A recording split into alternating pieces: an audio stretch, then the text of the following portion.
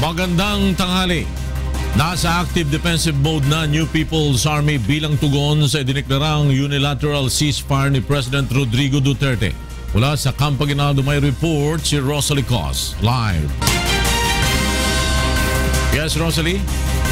Magandang tanghali, Flor. Active defensive mode ang tawag ni Luis Halandoni, chair ng Peace Negotiating Panel ng Communist Party of the Philippines, sa pagtugon ng rebeldeng grupong New People's Army sa unilateral ceasefire na idineklara ni Pangulong Rodrigo Duterte sa kanyang sona noong Lunes.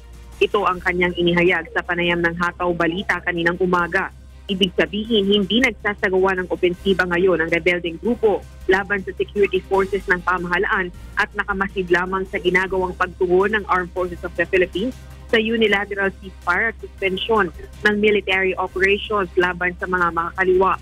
Iginiit naman ng Armed Forces of the Philippines, gayon din ng Philippine National Police, na bilang mandato at pagsunod sa itinatadhana ng batas, mananatili sa kanilang mga poste ang mga sundalo at pulis upang magbantay ng seguridad sa mga lungsod at kanayunan.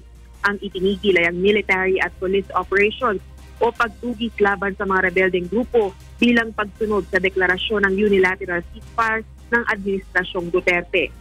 Ganun pa man, muling pinag-iingat ni AFP Chief of Staff General Ricardo Visaya ang kanyang mga tauhan at pinaalalahanan na maging alerto sa mga pag-atake ng mga rebeldeng grupo.